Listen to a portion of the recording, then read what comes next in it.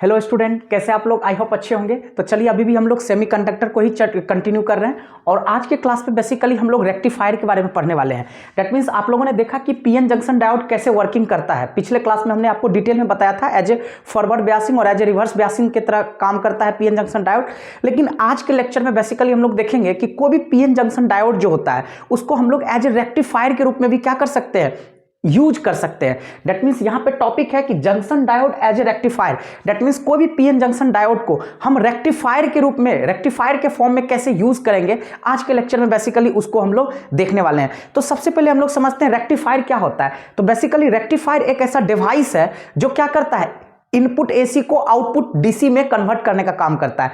यानी कि रेक्टिफायर एक ऐसा डिवाइस है जो एसी को किस में कन्वर्ट करता है, डीसी में कन्वर्ट कर देता है एज ए आउटपुट के रूप में। तो मैंने यहां पे लिख भी दिया हूं, it is a device which is mainly used to convert AC into DC. जैसे आप इसको कैसे समझोगे प्रैक्टिकली, तो आप जितने भी लोग मोबाइल को चार्ज करते हो, चार्जर आप यूज करते हो, देखते हो जो डाटा केबल होता है उसमें क्या लगाते हो आप, एडाप्टर में अटैच कर देते हो। तो वो जो एडाप्टर होता है बेसिकली वो क्या है, रेक्टिफायर है। क्योंकि जब भी आप बोर्ड में कनेक्ट करते हो तो इनपुट के रूप में एसी लेता है, लेकिन आउटपुट में वो क्या देता है, डीसी, जिसके जरिए आपका मोबाइल का बैटरी क्या होता है, चार्ज होता है। ये लैपटॉप में भी जो आप चार्जर को आप यूज करते हो उसके अंदर देखोगे बीच में क्या होता है, एक रेक्टेंगल टाइप का बॉक्स होता है। बेसिकली वो जो एडाप्टर है वही रेक्टिफायर है। वो क्या करता है, एसी को डीसी में कन्वर्ट करने का काम करता है।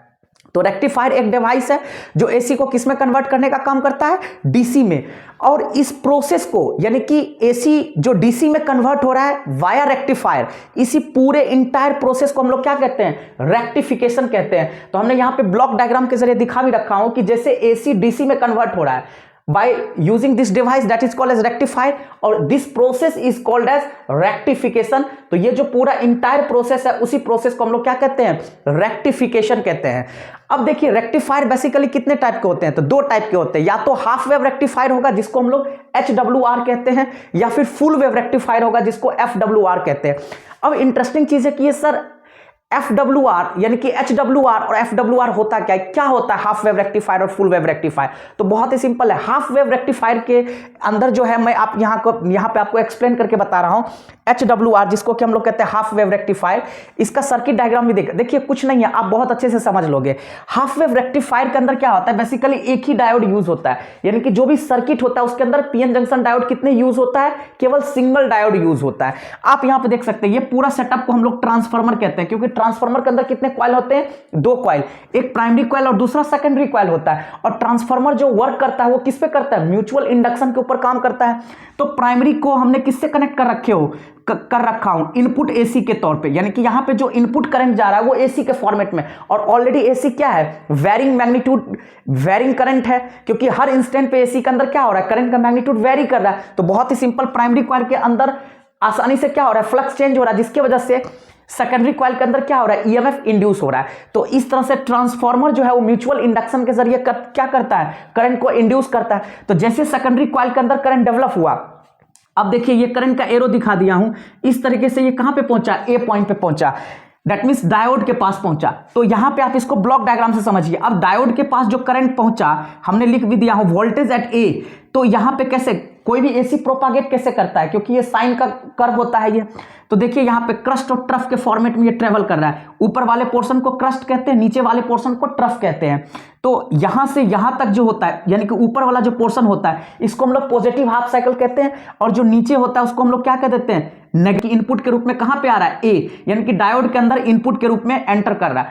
तो आप ये समझ सकते हो, ये जो पॉजिटिव हाफ साइकिल होता है यहां पे फॉरवर्ड बायसिंग होता है। यानी कि फॉरवर्ड बायसिंग के अंदर कंडक्टिविटी होता है। एक्चुअली देखिए मैं आपको एक चीज बता देता हूं, रिवर्स बायस के अंदर भी कंडक्टिविटी होता है, लेकिन बहुत कम होता है। जो करंट का अमाउंट होता है ना जंक्शन के क्रॉस, वो बहुत बहुत कम होता है। इतना कम होता है कि हम लोग उसको कंसीडर नहीं कर सकते। बट ऐसा नहीं कह सकते हैं कि रिवर्स बायस के अंदर कंडक्टिविटी नहीं होता, ऐसा कहना गलत है। रिवर्स बायस के अंदर भी कंडक्टिविटी होता है, लेकिन बहुत कम होता है। फॉरवर्ड बायस के अंदर क्या होता है, कंडक्टिविटी ज्यादा होता है।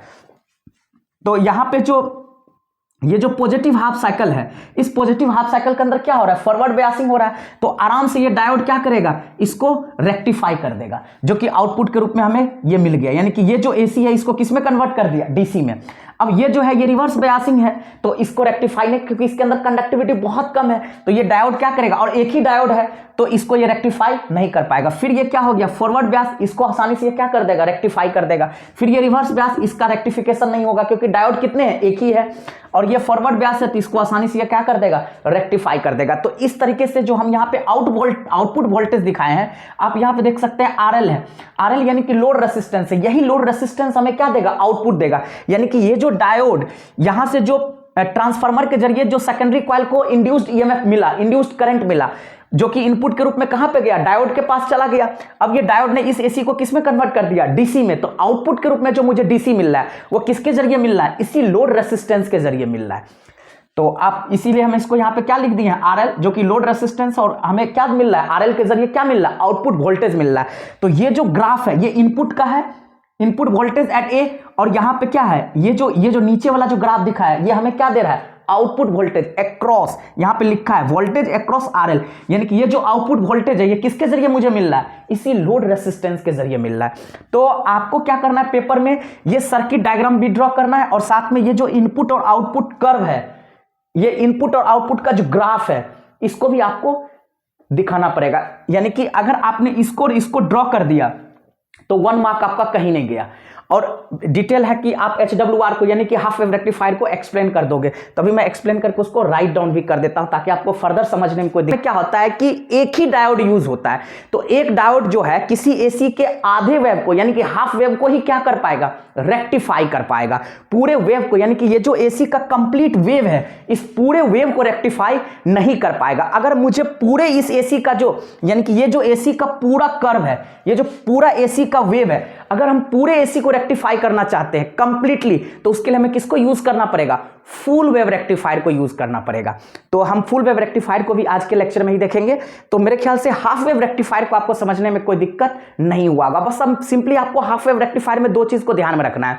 हाफ वेव रेक्टिफायर के अंदर नॉर्मल ट्रांसफार्मर यूज करते हैं, इनपुट के रूप में हमेशा एसी सोर्स होता है, क्योंकि हर इंस्टेंट पे एसी का मैग्नीट्यूड क्या होता है, चेंज होता है। तो इजिली क्या करेगा, म्यूचुअल इंडक्शन यानी कि फ्लक्स को चेंज करने के लिए रिस्पॉन्सिबल है, और इजिली म्यूचुअल इंडक्शन के जरिए क्या होगा, सेकेंडरी कॉइल के अंदर करंट डेवलप हो जाएगा।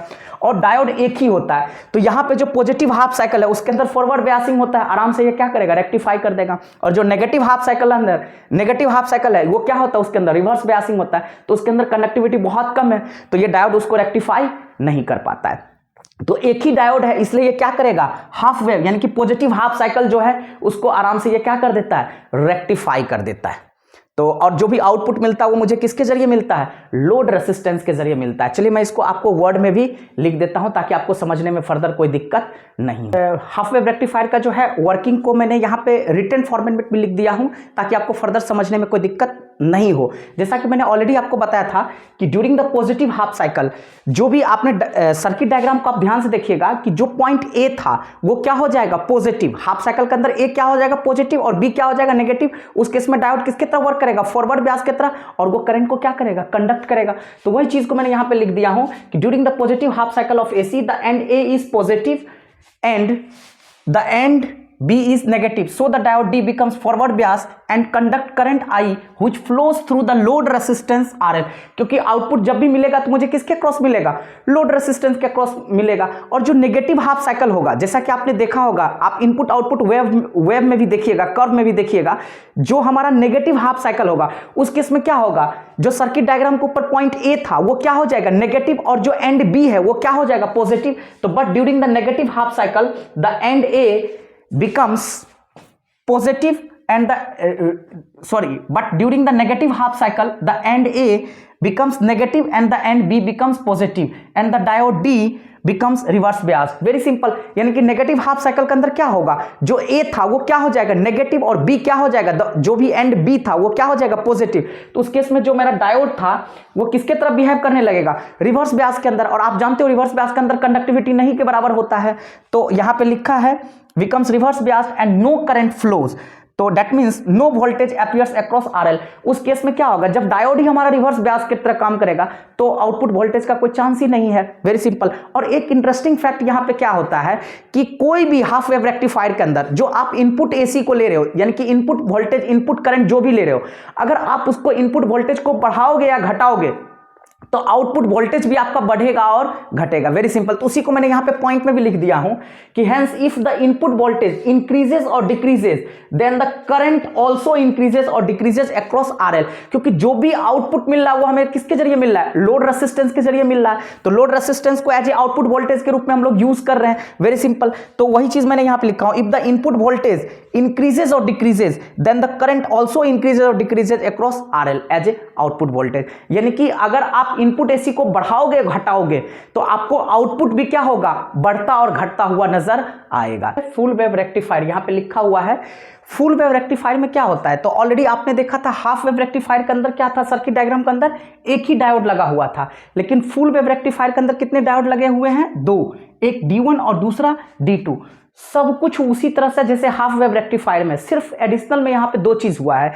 एक हमने दूसरा डायोड D2 लगा दिया है और यहां पे जो ट्रांसफार्मर हम लोग यूज कर रहे हैं वो नॉर्मल ट्रांसफार्मर नहीं है, सेंटर टैप ट्रांसफार्मर है। ये सेंटर टैप ट्रांसफार्मर का फंक्शन क्या होता है तो अभी आपको समझ में आ जाएगा। देखिए ऑलरेडी हमने देखा प्राइमरी कॉइल और सेकेंडरी कॉइल ट्रांसफार्मर के अंदर होता है, म्यूचुअल इंडक्शन पे काम करता है। इनपुट के रूप में हम लोग एसी को लेते हैं और आउटपुट के रूप में आरएल के जरिए हमें क्या मिलता है, लोड रेसिस्टेंस के जरिए आउटपुट वोल्टेज मिलता है। Very simple.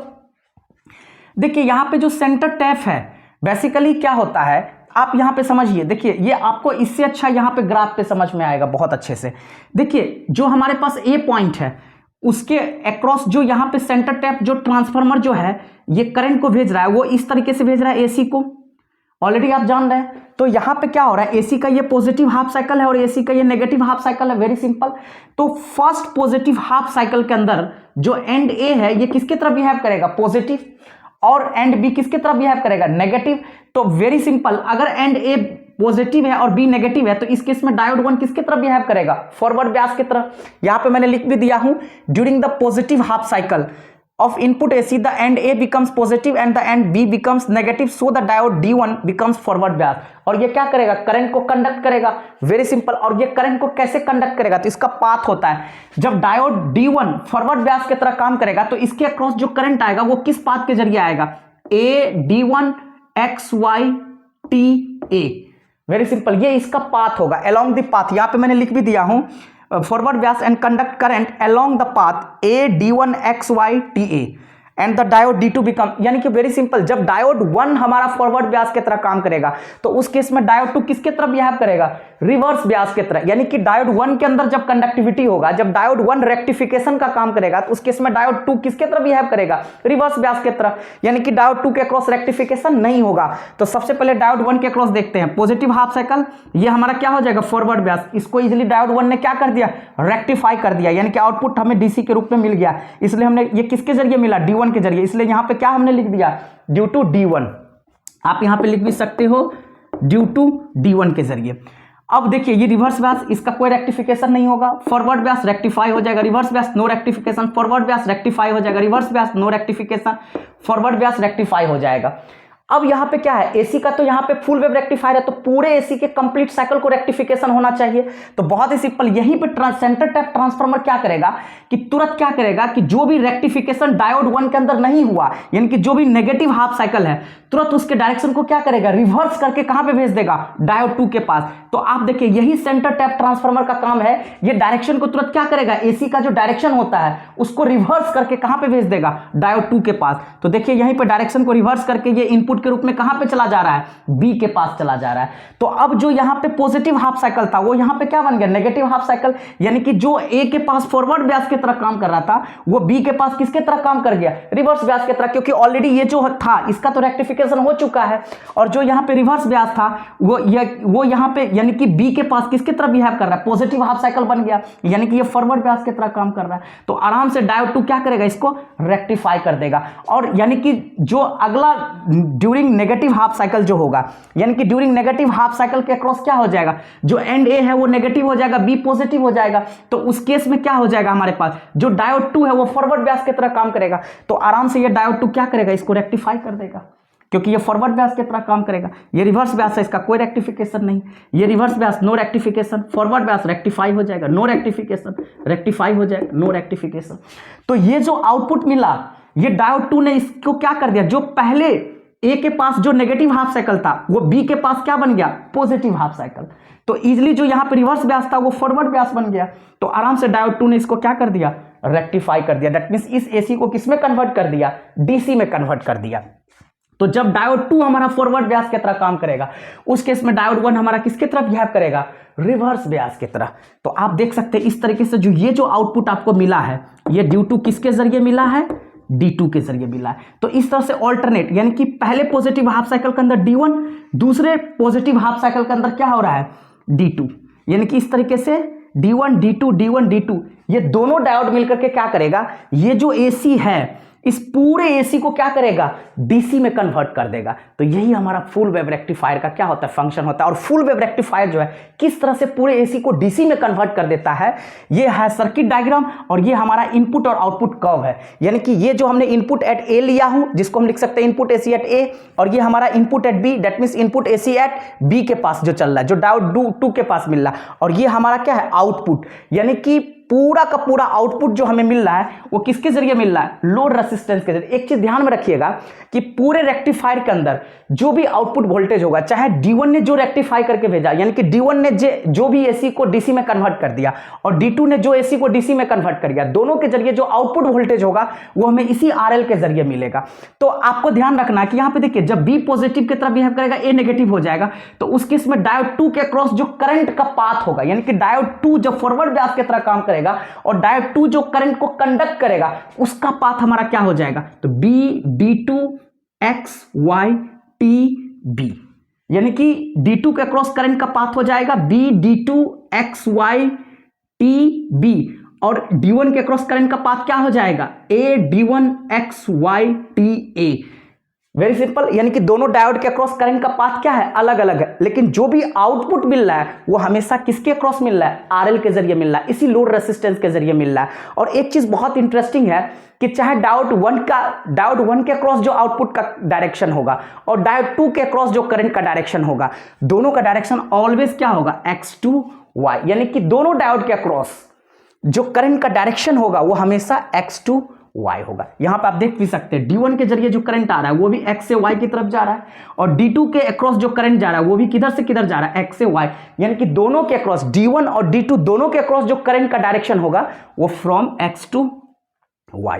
तो मेरे ख्याल से आपको फुल वेव रेक्टिफायर समझने में कोई दिक्कत नहीं होगा। इसका मैंने एक्सप्लेनेशन भी यहाँ पे लिख दिया हूँ, थोड़ा सा पोर्शन और बच रहा है, मैं अभी इरेज करके इसको लिख देता हूँ। रिटन फॉर्मेट में भी लिख दिया हूँ, आपको समझने में कोई दिक्कत नहीं होगा कि विद रिस्पेक्ट टू, यानी कि उस केस में क्या था, सेकेंड केस में क्या था हमारे पास, जो हमारा यानी कि ड्यूरिंग नेगेटिव हाफ साइकिल जो एंड बी था वो पॉजिटिव था, जो एंड ए था वो नेगेटिव है।